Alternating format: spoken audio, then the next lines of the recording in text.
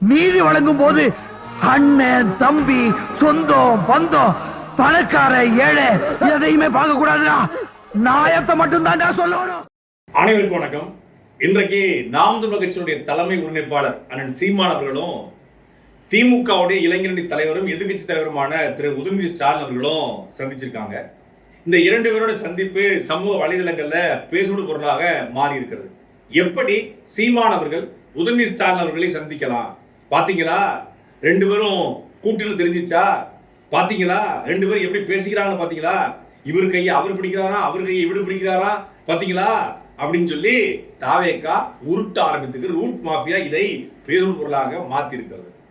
அண்ணன் சீமான் அவர்கள் ஒரு பொது நிகழ்ச்சியில ஒரு திருமண வீட்டுல ஏற்கனவே ஐயா ஸ்டாலின் அவர்களை சந்திச்சாரு. அங்க பக்கத்துல வைகோ கூட அரை மணி நேரமா உட்காந்து பேசிக்கிட்டு இருந்தாரு. அது செய்தியா மாறல. இதே திருமண வீட்டுல பல்வேறு கட்சிகளுடைய தலைவர்கள் வந்திருக்காங்க. அவங்க மரியாதைக்குரிய எஸ்டிபியோட தலைவர் பேசிட்டு தான் இருக்காரு. எஸ்டிபி கூட நாம் தமிழர் கட்சி கூட்டணியா இல்ல. அதே போல பல்வேறு கட்சி தலைவர்கள் வந்திருக்காங்க. ஒரு பொதுவான நிகழ்வு, திமுக கட்சியை சார்ந்த ஒரு திருமண நிகழ்வு. அவரு அண்ணன் சீமான் அவர்களுக்கும் பழக்கம், எல்லாருக்கும் பழக்கம், எல்லாருக்கும் பத்திரிகை வச்சிருக்காரு. அதுல உதயநிதி ஸ்டாலின் அவர்கள் சீமான் வச்சிருக்காரு.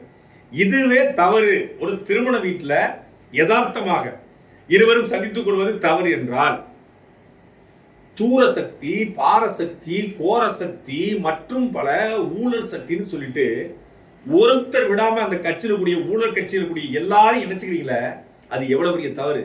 இதை இந்த so called TVK virtual warriors, so called நடுநிலைவாதிகள், ஊழலை ஒழிக்க வந்த உத்தமர்கள், நேர்மையை காக்க வந்த நெட்டிசன்கள் யாராவது கேள்வி கேட்டாங்களா?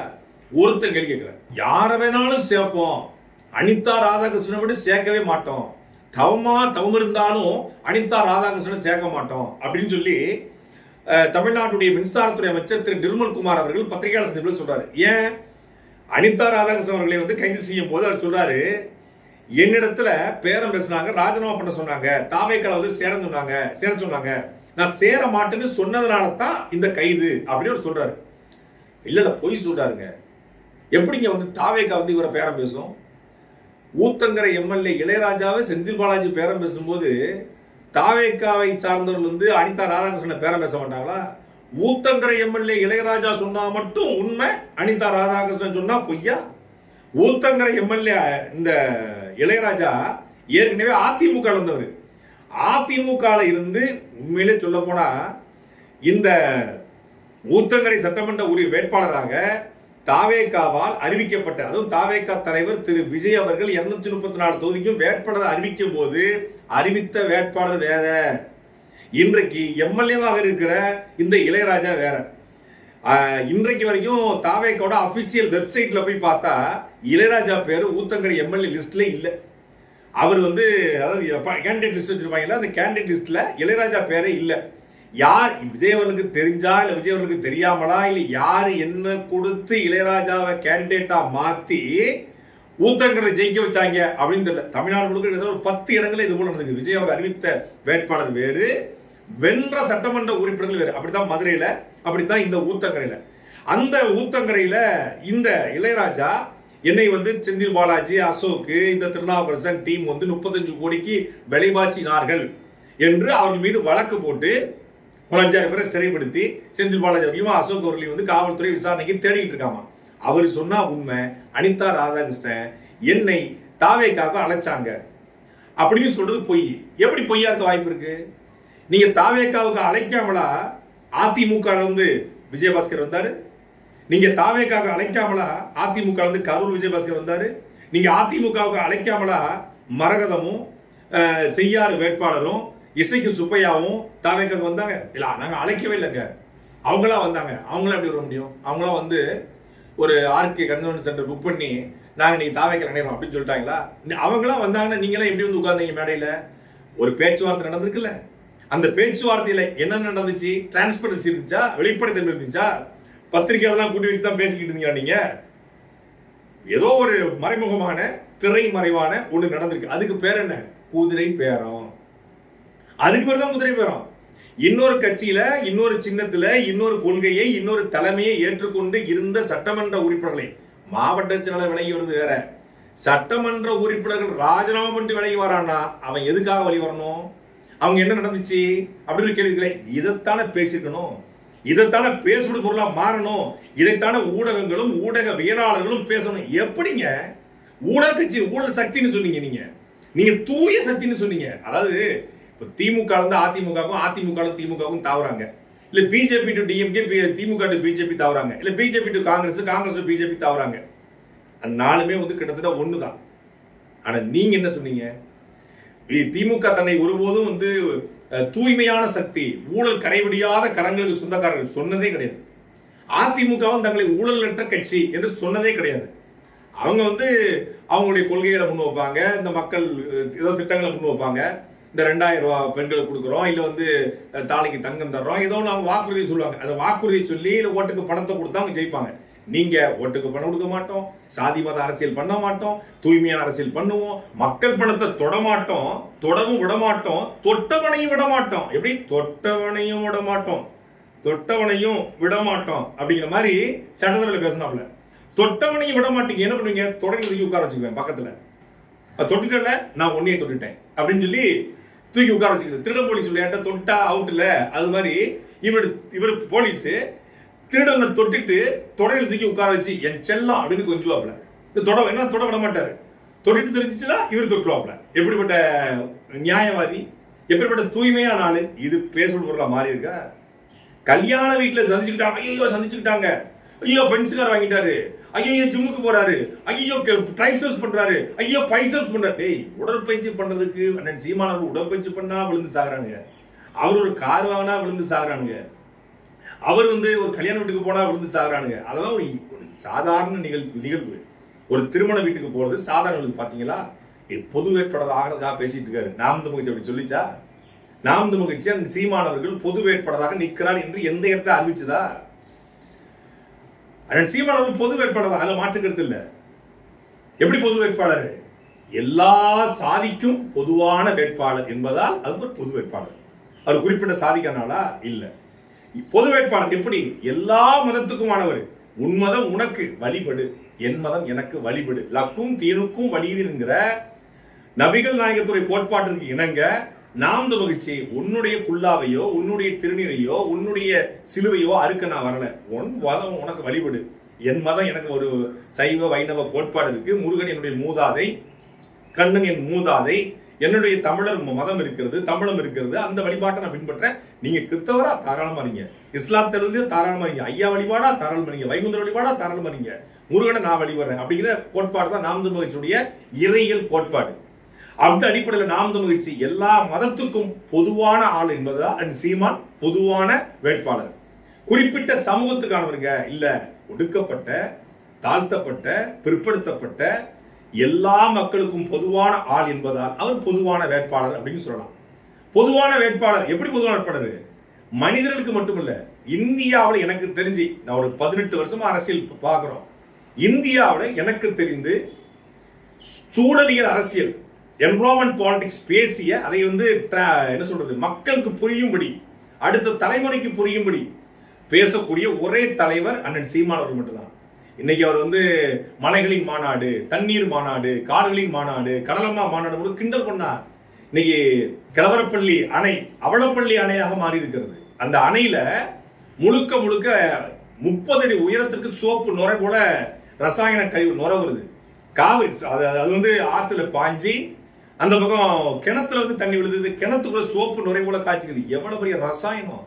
ஒரு ஆற்றுல ஒரு அணையில தண்ணி வருது, முழுக்க முழுக்க முழுக்க ஒரு சாயப்பற்றையுடைய தோல் தொழிற்சாலையுடைய பல்வேறு ரசாயன ஆலைகளுடைய கழிவுகள் ஆத்துல கலந்து கர்நாடகாவில் ஒரு காவிரி தண்ணி பச்சை நிறத்துல வருது.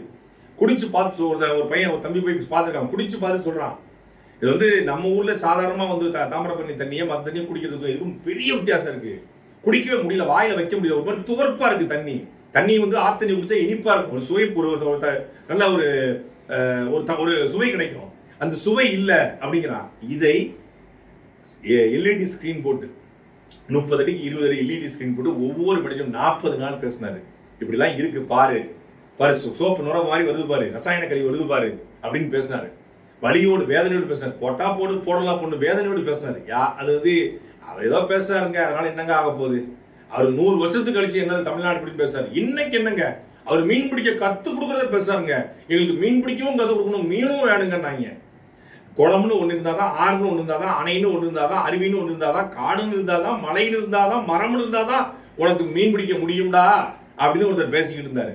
அப்படி காடுகளுக்கு, மலைகளுக்கு, தண்ணீருக்கு, கடலுக்கு எல்லாத்துக்கும் பொதுவாக பேசுவதால் அவரை பொதுவான வேட்பாளர் அப்படின்னு சொல்லலாம். காக்கையும் சிட்டியும், நாம மனிதர்கள் தாகம் எடுத்தா அக்வா பின்னா கிண்லே ஆண்டவர் வாங்கி குடிப்போம். காக்கையும் சிட்டும், அணிலும் கொக்கும் குருவியும், ஆடும் ஆடும் யானையும் சிங்கமும் புலியும் கரடியும் மானும் எப்படிதான் கடையில போய் தண்ணி குடிக்கும்? காடு அழிந்து கொண்டிருக்குது, காட்டுக்குள்ள ஒரு புலி அழிது அப்படின்னா 50 கிலோமீட்டருக்கு அங்க வந்து காடு அழிய போகிறது என்று அர்த்தம் என்று அதை குறித்து பேசினார். புலிகளுடைய தேவை என்ன என்பதை புலியாய் மாறி பேசினார். அதை பத்தி யாரும் கவலைப்படலை. இப்படி எல்லா உயிரினங்களுக்கும் அவர் பேசுவதால் அவர் பொதுவான வேட்பாளர் அப்படின்னு சொல்லலாம்.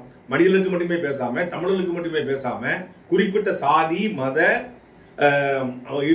ஆட்களுக்கு மட்டும் பேசாம எல்லாத்துக்கும் பொதுவா, உலக புதுமறை திருக்குறள் போல பொதுவாக பேசுவதால் அவரை பொதுவான வேட்பாளர் சொல்லலாம் ஒழிய இந்த கட்சியின் சார்பாக பொதுவான வேட்பாளர், அந்த கட்சியின் சார்பாக பொதுவான வேட்பாளர் அப்படிலாம் கிடையாது. நாம் தமிழ் கட்சி எப்பவுமே பொதுவான வேட்பாளர் தான் நிப்பாட்டுது. 234 தொகுதியிலும் பொது வேட்பாளர் தான் நிப்பாட்டுது. நாங்க என்ன புது வேட்பாளர் நிப்பாட்டுறோமா? பொது வேட்பாளர். எந்த அடிப்படையில் பொது வேட்பாளர்? அவர் வந்து சாதி பார்த்து நிப்பாட்டுவாரு, பணம் படைத்தவனை பார்த்து நிப்பாட்டுவாங்க, மதம் படைத்தவனை பார்த்து நிப்பாட்டுவாங்க, செல்வந்தரை பார்த்து நிப்பாட்டுவாங்க, வாரிசை பார்த்து நிப்பாட்டுவாங்க. அதுக்கு மத்தியில பொதுவா இந்த மண்ணுக்கும் மக்களுக்கும் சேவை செய்யக்கூடிய ஆட்களை நிப்பாட்டுவதனால 234 தொகுதியில் நாம் தமிழ் நிப்பாட்டுவதும், 40 பாராளுமன்றத்தில் நாம் தமிழ் நிப்பாட்டுவதும், இப்பொழுது இந்த 10 14 இந்த இடைத்தேர்தல் நாம் தமிழ் நிப்பாட்ட போறதும் பொது வேட்பாளர் தான். இப்படி வேணா பொது வேட்பாளர் சொல்லாம முடிய அண்ணன் சீமானும் அறிவிக்கல, நாம் தமிழ் கட்சி அறிவிக்கல, பொதுக்குழு கூட்டல, கட்சி செயற்குழு கூட்டல, இடைத்தேர்தலுக்கான கலந்தாய்வு போடல, அதுக்குள்ளவே இவங்களே கிளம்பி போட்டு பொது வேட்பாளர் அப்படின்னு அறிவிச்சு விட்டாங்க. ஒரு தனிப்பட்ட சந்திப்பை இவ்வளவு விமர்சிக்கிற நீங்கள், ஊழல்வாதி ஒவ்வொருத்தரா உங்ககிட்ட வராங்களே, அவங்க கொடுத்த பார்வை என்ன? போன மாசம் வரைக்கும் என்ன சொல்லிட்டு இருந்தீங்க? இதை விட பெரிய குடும்பம்னா அந்த கட்சிக்காரங்க, அந்த கட்சியிலிருந்து விலகி போறாங்க இல்லையா, தாவைக்கால சேர்றவங்க, அந்த கட்சிக்காரங்க என்ன சொல்றாங்கன்னா, இவங்கெல்லாம் வந்து ஊழல் பண்ணிட்டு நல்லா கொளுத்துட்டு போறாங்க, நல்லா கட்சி படத்தை திருட்டு போறாங்க. இவங்க தாவேக்காக போறது எவ்வளவு பெரிய தவறோ, அவங்களை விமர்சிக்கிறதும் அவ்வளவு பெரிய தவறு. அந்த கட்சிக்காரங்க நம்ம கேள்வி கேட்கலாம், அந்த கட்சியில் உள்ளவங்க எப்படி கேள்வி கேட்க முடியும்? அந்த கட்சியில் உள்ளவங்க வந்து ஊழல்வாதிகள், இவங்கெல்லாம் ஊழல் பணம் கொள்ளையடிச்சு நல்லா சம்பாதிச்சுட்டு போறாங்கன்றாங்க. அப்போ ஊழல்வாதிகள் நல்லா கொள்ளையடிச்சாங்கன்னா கொள்ளையடிக்கிறதுக்கு அந்த கட்சி அனுமதிச்சுதா? அந்த கட்சியில் இருக்கவங்களாம் ஊழல்வாதிகள். அப்போ அந்த கட்சி ஊழல் கட்சியா? அப்ப அவங்க உங்க கட்சியில இருந்தா அவங்க ஊழல்வாதியா இருந்தாலும், அவங்க கொள்ளையடிச்சாலும், அவங்க சம்பாதிச்சாலும், நல்லா வாழ்ந்தாலும் நீங்க சகிச்சுக்கிட்டு இருப்பீங்க. அவங்க வேற கட்சிக்கு போனா விமர்சனம் பண்ணுவீங்க. இது எந்த மாதிரியான அரசியல்? இதுவும் தாவேக்கால இந்த ஊழல்வாதிகளாக இருக்கக்கூடியவர்களை, ஊழல் குற்றச்சாட்டுக்கு ஆட்பட்டவர்களை சேர்ப்பதும் தவறு. இந்த ஊழல்வாதிகள் என்று அந்த கட்சிக்காரங்க பேசும் தவறு. திமுக அதிமுக மட்டும் இல்ல, திமுக கலந்து போயிருக்காங்க. பிபி கலைராஜன் மன்ன ஒருத்தர், அவரு தாவேக்கால சேர்ந்தார், அவருக்கு சீட்டு கிடைக்கல அப்படிங்கிற குற்றச்சாட்டு அடிப்படையில் அவரு போறாரு. அதே போல வந்து ஜெகத்ராஜன் ஐயா, அவருடைய மகன் சந்தீப் நினைக்கிறேன், அவர் போய் தாவேக்கா நிற்கிறாரு. நான் கேட்கிறேன், தாவேக்காவை பார்த்து ஜெகத்ரட்சகன் ஊழல்வாதி அப்படித்தானே உங்க பார்வையில? 40க்கும் மேற்பட்ட கல்லூரிகள் இருக்கு, கிட்டத்தட்ட 50,000 கோடிக்கு மேல சொத்து இருக்கு.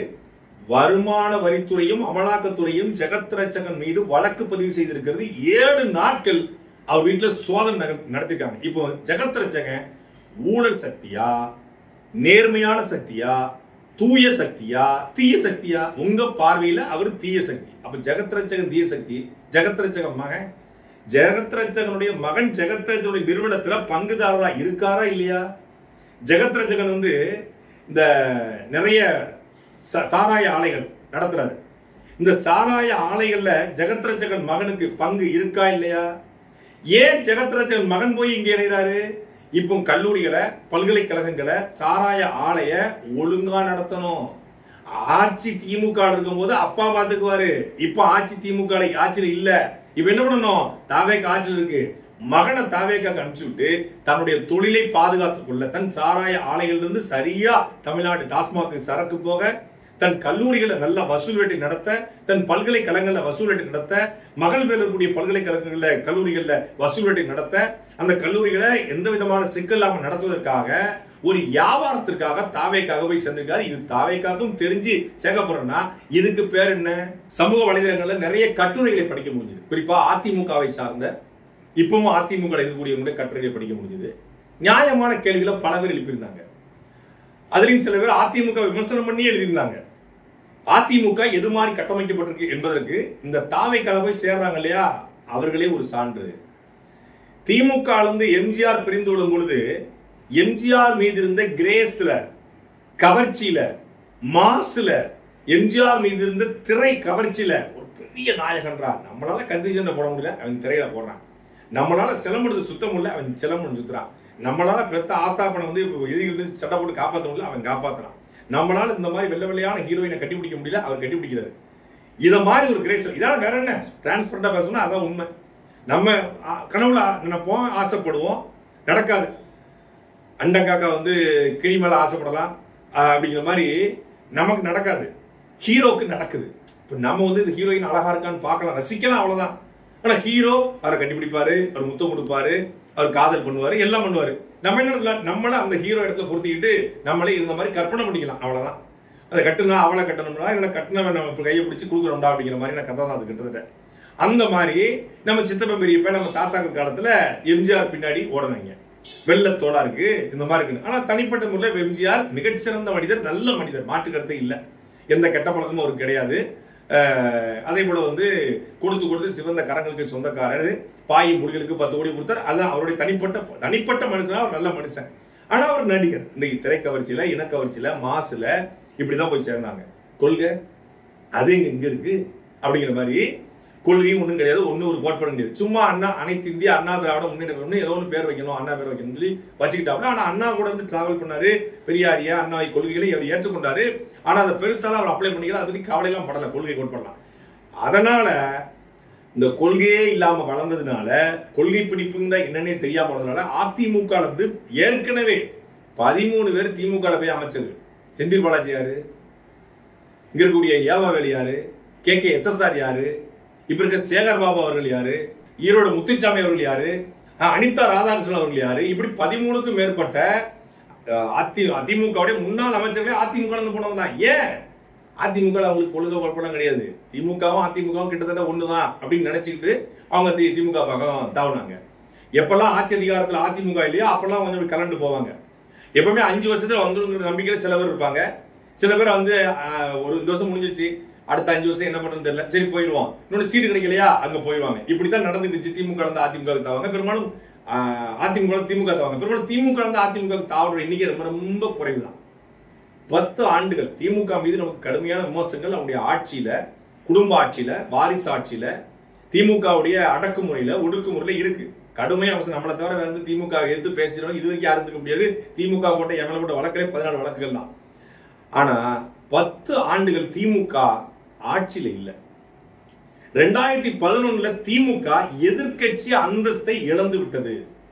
எதிர்கட்சி அந்தஸ்தை இழந்து கலைஞர் கருணாநிதி அவர்களும் ஒரு சில பேரை தவிர எல்லாரும் தோற்கிற நிலைமைக்கு தள்ளப்படும். இதே போலதான் அமைச்சராக இருந்த பல பேர் தோத்து போறாங்க. எம்எல்ஏக்கள், பவர்ஃபுல் எம்எல்ஏக்கள் தோத்து போறாங்க. அதிமுக ஆட்சிக்கு KNR அவர் உட்பட, பூண்டி கலைவாணன் உட்பட பல பேர் நில அபகரிப்பு வழக்குல சிறைப்படுத்தப்படுறாங்க. 6 மாசம், 3 மாசம், 4 மாசம் ஜெயிலு, சிறை நிரப்பு போராட்டம் மாதிரி மொத்த திமுக ஜெயில தான் இருந்துச்சு. தொடர்ச்சியா வழக்கு, ராமஜெயம் கொலை, இப்படி எல்லாம் நடக்குது. ஆனா ஒரு திமுக காரங்க அதிமுக போல. ஜெயலலிதா விஜயை விட எத்தனை மடங்கு, விஜய் யாருன்னு நமக்கு எல்லாருக்கும் தெரியும், 100 மடங்கு போல்டான லீடர். 100 மடங்கு விஜய் அவர்களை விட போல்டான லீடர், போல்டான சிஎம், இந்தியாவுடைய இரும்பு பெண்மணி, மிரட்டும். அப்படி இருந்தும் திமுக காரங்க அதிமுக போல. 2016 எதிர்கட்சி அந்தஸ்தை இழந்து எதிர்கட்சியா வந்துட்டாங்க. அவ்வளவுதான், ஆட்சியை தவற விட்டாங்க. மீண்டும் 10 வருஷம் கூப்பிட உட்காந்து திமுக. ஆனாலும் ஜெயலலிதா அவர்கள் இறந்து போயிட்டாங்க. திருப்பி அதிமுக போனா இந்த நேரத்தை பயன்படுத்தி அதிமுகக்குள்ள ஏதாவது ஒரு குட்டிகள்டா பண்ணி அமைச்சராயிரலாம். எடப்பாடி பழனிசாமி தாஜா பிடிச்ச அமைச்சராயிரலாம். திருப்பி இடைத்தேர்தல் அமைச்சராயிரலாம். MP பதவி கிடைச்சிடலாம். அதிமுகவை கைப்பற்றிடலாம். என்னன்னாலும் பண்ணிட்டு நினைச்சிருக்கலாம் திமுக இருந்து. ஆனா மீண்டும் திமுக காரங்க அதிமுக போல. நம்ம கட்சி வருங்கிற நம்பிக்கையில் நின்னாங்க. திமுக ஆட்சி அதிகாரத்துல இருந்து விழுந்து 10 வருஷம் இல்லாம திருப்பி ஆட்சி அதிகாரத்தை பிடிச்சிருக்கு. நம்பிக்கையில திமுக இருந்தாங்க. அதை விட ஒரு கட்சி அதிகாரத்துக்கே வரலங்க. அதிகாரம்னு என்னன்னே தெரியாது. தலைமைச் செயலகம் வாசல் பக்கம் போனதே கிடையாது. மொத்தமே ஒரு 6 இருந்து 8 கவுன்சிலர் தான் இது வரைக்குமே. எம்எல்ஏ, எம்பி, சில இடங்கள்ல, பல இடங்கள்ல ஏன் கிட்டத்தட்ட 95 விழுக்காடு டெபாசிட்டே வாங்கினது கிடையாது. மாநகராட்சிக்குள்ளேயோ அதிகாரம் இருக்கக்கூடிய எந்த இடத்துலையும் போனதில்லை. ஆனா 15 ஆண்டு காலமாக பார்க்காத போராட்டம் கிடையாது, பார்க்காத ஜெயிலு கிடையாது, பார்க்காத பிரச்சனை கிடையாது, போகாத காவல் நிலையம் கிடையாது, முற்றுகையிடாத கார்பரேட் நிறுவனங்கள் கிடையாது, எதுவுமே எல்லாமே இருக்கு. இதெல்லாம் பண்ணியும் தோல்வி தோல்வி தோல்வி தோல்வின்னு துவண்டு போயும் இது வரைக்கும் ஒரு சில பேர் ஏதோ பதவி ஆசையில ஏதோ வந்து அதிகார மோகத்துல நாம் தமிழர் கட்சியில் விலகி போனாங்களே ஒழிய, நாம் தமிழர் கட்சி இந்த 15 ஆண்டு காலத்துல அண்ணன் சீமானுடைய நம்பிக்கைப்பட்ட சில பேர் போயிருக்காங்க. ஆனா மற்றபடி கட்சிக்காக உண்மையாக உழைக்கக்கூடிய அத்தனை பேரும் நாம் தமிழர் கட்சியில பயணிக்கிறான். அதிகாரத்தையே பார்க்கல. இப்போ தாவேக்கால அதிகாரம் இருக்கு. நாளைக்கு நாம் தமிழர் கட்சியில இருந்து தாவேக்காக்கு போனா கவுன்சிலர் ஆகலாம், இல்ல மேயர் பதவி கிடைக்கலாம், இல்ல மீண்டும் எம்எல்ஏ ஆகலாம், இல்ல எம்பி சீட் கிடைக்கலாம். போகல. தன்மானத்தை விட என் இனமானம் பெரிது, என் சுய வருமானத்தை விட இனமானம் பெரிது, கத்தி கத்தி செத்தாலும் சாவமே ஒழிய எங்களுக்கு இந்த பதவியின் மீது ஆசை கிடையாது. அது ஒரு நாள் இந்த மக்கள் எங்கள் மீது நம்பிக்கை வச்சா தரட்டும், அது வரைக்கும் நாங்கள் காத்துக்கிறோம். 16 வருஷம் ஒரு கட்சி காத்திருக்கு. அதிகார போதை இருந்திருந்தா அப்படியே போய் ஓடிப்பாங்களே. அவ்வளவு அரிப்பா அதிமுக உங்களுக்கு? திமுக காரங்க 10 வருஷம் அதிகாரத்துல இல்லாம இருந்து அதிகாரத்தை அடைஞ்சிருக்காங்க. நாம் தமிழ் அதிகாரத்தை அடையாம உறுதி தெரிஞ்சு நிக்குது. அப்படி என்ன அதிகார வெறி, அப்படி என்ன பதவி வெறி, அப்படி என்ன ஆளுங்கட்சியின் கரவேட்டியை கட்டக்கூடிய வெறியா? கருப்பு சிவப்பு கரவேட்டியை கட்டிட்டு, கருப்பு வெள்ளை கரவேட்டியை கட்டிட்டு, இல்ல வந்து வெவ்வேறு கட்சியில பயணிச்சுட்டு, இப்ப மஞ்சள் சிவப்பு கரவேட்டியை கட்டிட்டு ஊருக்குள்ள போய் உங்க பொண்டாட்டி பிள்ளை உங்களை மதிக்குமா? உங்க பொண்டாட்டி பிள்ளை, உங்க சொந்த பந்தம், உங்க அண்ணன் தம்பி, அக்கா தங்கச்சி, இப்ப நான் இருக்கிறேன் ஒரு கட்சிக்கு போனா என் பையன் சிறப்பு அடிப்பான். ஏதோ என்னையா நீ மனுஷன் கேட்பான். எப்படிங்க ஒரு குடும்பத்துல வந்து உங்க பிள்ளைகளை கொள்கை ரீதியா வளைக்க மாட்டீங்க? நான் ஜெகத்ராஜன் அவர்களை பார்த்து கேட்கிறேன், உங்க மகனையே உங்களால கொள்கை பிடிப்பு ஒன்றாக வளர்க்க முடியல. திராவிட கொள்கை மீது, திமுக கொள்கை மீது விமர்சனம் இருக்கு. ஆனா உங்க மகனையே, நீங்க தானே கொள்கை பேசுவீங்க, எக்கச்சக்கமா பேசுவீங்கல்ல, உங்க மகனையே உங்களுடைய வளர்க்க முடியலன்னா நீங்க எந்த மாதிரியான கொள்கையை விதைச்சிருக்கீங்க அப்படிங்கிற கேள்வியே எழுந்திருக்கு. திமுகவும் அதிமுகலையும் இந்த மாதிரி தோல்விகளால் துவண்டு போய் வெளியேறவங்க முழுக்க முழுக்க பதவி வெறி பிடித்தவர்கள், பண வெறி பிடித்தவர்கள், அதிகார போதை கொண்டவர்கள். அதிகார போதை கொண்டவன்ட்ட அதிகாரம் சிக்கிச்சுன்னா அவன் மக்களுக்கு எப்போதும் எதிராகத்தான் நிற்பான். அவன் தன் ஏதோ ஒரு போதைக்காக, ஏதோ ஒரு ஆசைக்காக, ஏதோ ஒரு வெறிக்காக ஒரு கட்சிக்கு போறான் அப்படின்னா நிச்சயமா அவன் மக்கள் சேவை செய்யவே மாட்டான். உண்மையில அன்னைக்கு அந்த பனையூர்ல அந்த இணைப்புலால மரியாதைக்குரிய முன்னாள் சுகாதாரத்துறை அமைச்சர் அண்ணன் பிராலிமல்லூர் சட்டமன்ற உறுப்பினர் விஜயபாஸ்கர் அவருடைய உடல் மொழியை பார்த்தேன். நான் பல்வேறு முறை இந்த வானூர்தி நிலையங்களில் பார்த்திருக்கேன், தனிப்பட்ட முறையில் பார்த்திருக்கேன். தனிப்பட்ட முறை நல்ல பேசக்கூடிய ஆள் அவரு. அவருடைய உடல் மொழியை நான் பார்த்தேன். உண்மையிலே ரொம்ப டிஸ்கஸ்டிங் சொல்லுவாங்க இல்லையா ஒரு வார்த்தை ஆங்கிலத்தில், அது மாதிரி அவருடைய உடல் மொழி ரொம்ப அருவருக்கத்தக்க வகையில் இருந்துச்சு. பர்வேஸ் யாரு? அவர் திண்ணையை பிடிச்சி நடக்கும்போது அவருடைய குதிங்கால் பக்கத்தில் நின்னவன். அந்த பர்வேஸை மாப்பிள்ளை தான் எடுத்துக்கிட்டோம். மாப்பிள்ளை பர்வேஸ் ஒரு 10 முறை சொல்லி அவரை கையை பிடிச்சி பிடிக்கிறதும், இது பண்றதும், அப்படியே இந்த அமைச்சர் ரமேஷை பார்த்து நிற்கிறதும், மினிஸ்டர் HRD மினிஸ்டர் ரமேஷ் அவர்கள், என்ன HRD மினிஸ்டர் ரமேஷ் அவர்கள், நீங்க யாரு, அவர் யாரு? நீங்க ஒரு 50 ஆண்டுகள் பாரம்பரியம் உள்ள ஒரு கட்சியினுடைய முக்கியமான ஒரு பொறுப்பாளர், தொடர்ச்சியா 7 முறை சட்டமன்ற உறுப்பினர், குருட்டு அதிர்ஷ்டத்துல இந்த ஃப்ளூட்ல எழுதுவாங்கல்ல அது மாதிரி ஏதோ மாசுல வந்தவர் ஒருத்தர், அந்த எல்லாரும் விடுதாங்க, அவரை போய் இவர் இப்படி நின்று பார்த்துட்டு இருக்காரு. ரொம்ப கேவலமா இருக்கு, ரொம்ப அசிங்கமா இருக்கு, ரொம்ப அவமானகரமா இருக்கு. நான் வந்து வேற கட்சியில் இருக்கிறேன், வேற கொள்கையில் இருக்கேன், வேற தத்துவத்தை இருக்கேன். எனக்கே பார்க்கும்போது அருவருப்பா இருக்குன்னா அதிமுக உண்மையான தொண்டனுக்கு, எம்ஜிஆருடைய ஜெயலலிதாவுடைய விசுவாசிக்கு எவ்வளவு கேவலமா இருந்திருக்கும். அவன் ஒருவேளை சோத்துக்கு செத்து போனானா? நீங்க சோறு போட்ட உடனே கிளம்பி வந்தா பனையூர் வந்து போறானா? வந்து சேர்ந்துடலாம், ஆனா ஓட்டு ஒரு வயலும் போட மாட்டான், வேணா சேருவான். இதெல்லாம் கேவலங்க, ரொம்ப கேவலம். இந்த மாதிரி வந்து அதாவது தன்மானத்தோடு ஒரு கட்சியிலிருந்து இணைஞ்சு நான் போய் நிற்கிறது வேற விஷயம். நான் என் தன்மானத்தை விட மாட்டேன். உங்களை இதா கூட மதிக்கல. எப்படி? உங்களை உங்களுடைய மண்டையிலிருந்து உதிரக்கூடிய ரோமத்திற்கு, கேசத்திற்கு கூட அவர்கள் மதிக்கவில்லை இருக்கிற சான்று ஒரு கட்சியின் தலைவன். நீங்க முன்னாள் அமைச்சர், 7 முறை சட்டமன்ற உறுப்பினர், இவ்வளவு பெரிய புயல்லையும் இவ்வளவு பெரிய மாசுலையும் நீங்க வென்றிருக்கீங்க. அப்படி இருந்து உங்களை சந்திக்க அவர் மறுத்துக்காரு. போற போக்கில் ஏதோ இடத்துல பார்த்துருக்கீங்க. பனையூர் தான் பார்க்கணும், ஒத்த காலம் அதெல்லாம் பார்க்க முடியாது. இல்லை நான் டெல்டாவே புரட்டி போட்டு உங்ககிட்ட கொண்டு கொடுத்துட்றேன். கஜா புயல் டெல்டா புரட்டுறதை விட இப்போ நான் புரட்டி கொண்டு உங்ககிட்ட தர்றேன்னு சொன்னதுக்கப்புறம் சேர்த்துட்டாங்களாம். இன்னும் 5 பேரை நான் கூட்டி கொண்டு கொடுக்குறேன், கூட்டி விடுறேன் அப்படின்னு சொல்லி நீங்க சொன்னதுக்கப்புறம், அதாவது கூட்டி கொண்டுனா 5 சட்டமன்ற உறுப்பினர்களை கூட்டி கொண்டு பாஜக தாவைக்கால சேர்க்கிறேன் அப்படின்னு நீங்க சொன்னதுனால அவங்க சேர்த்துக்கிட்டாங்களாமா. கேவலமா இல்லையா உங்களுக்கு? இப்படி போய் மானங்கிட்டு தெரிவதற்கு அப்படின்னு அரசியல் விலகிட்டு போக வேண்டியதானே? நீங்க என்ன காமராஜரா, கக்கனா, ஜீவானந்தமா, சிங்காரவடரா இல்ல முத்துராமலிங்க தேவரா? சேவையை ஆட்டிட்டு தான சாவேன், என்னுடைய கடைசி நொடி வரைக்கும் மக்களுக்காக அரசியல் பேசிட்டு தான் சாவேன்னு நீங்க என்ன நல்ல கண்ணுவா? யோகே சிகாமணியதா? யாரையா நீங்க? அப்படி சேவை பண்ணுவதற்கு மக்களுக்கு சேவை செய்ய வந்திருக்கிறோம். புதிய மாற்றம், புதிய வளர்ச்சி, இதைத்தான் கேள்வி கேட்கணும், இதைத்தான் பேசணும். இந்த மக்களுக்கு இது தெரியுதா தெரியலையா? நேற்று வரைக்கும் இவன் அவனை திட்டிக்கிட்டு இருந்தான், அவன் அவனை திட்டிக்கிட்டு இருந்தான். இவன் 2 பேரும் ஒன்று சேர்ந்து நிற்கிறாங்க. ஊழலை ஒழிப்புன்னு சொல்றாப்புல அவர் ஊழலா பண்ணியிருக்காரு. போதையை ஒழிப்புன்றாரு. அவர் பான்பிராக்கு, குட்கா, மட்காலாம் அனுமதி கொடுத்து வித்துருக்காரு. அவரை இவர் சேர்த்துக்கிறாப்புல. இது எப்படிங்க சரியா இருக்கும் அப்படின்னு ஒரு நியாயமுள்ள தாவேக்காரன் கூட கேட்கல. அப்படின்னா எல்லாத்தையும் நார்மலைஸ் பண்றான். 5 கேக் வச்சு வெட்டினாலும் அதையும் நார்மலைஸ் பண்ணுவான். கல்யாணத்துக்கு கூட்டிட்டு போனாலும் அதையும் நார்மலைஸ் பண்ணுவான். ஊழல்வாதி தாவைக்கால சேர்ந்தாலும் நார்மலைஸ் பண்ணுவான். போதை வியாபாரி தாவைக்கால சேர்ந்தாலும் நார்மலைஸ் பண்ணுவான். கல்குவாரியை காப்பாற்ற கல்குவாரி முதலாளி தாவைக்கால சேர்ந்தாலும் நார்மலைஸ் பண்ணுவான். தாவைக்கால இந்த மாதிரி தனியார் பள்ளிக்கூடத்துல தனியார் முதலாளிகள் போய் சேர்ந்தாலும் நார்மலைஸ் பண்ணுவான். வடநாட்டுக்காரன் சேர்ந்தாலும் நார்மலைஸ் பண்ணுவான். இவன் தெலுங்கனுக்கு டெல்லி பிரதிநிதியா போட்டாலும் நார்மலைஸ் பண்ணுவான். தெலுங்கனுக்கு அரசியல் ஆலோசனை போட்டாலும் நார்மலைஸ் பண்ணுவான். கேரளாக்காரனை கொண்டு தமிழ்நாட்டுடைய அரசு வழக்கறிஞரா போட்டாலும் நார்மலைஸ் பண்ணுவான்.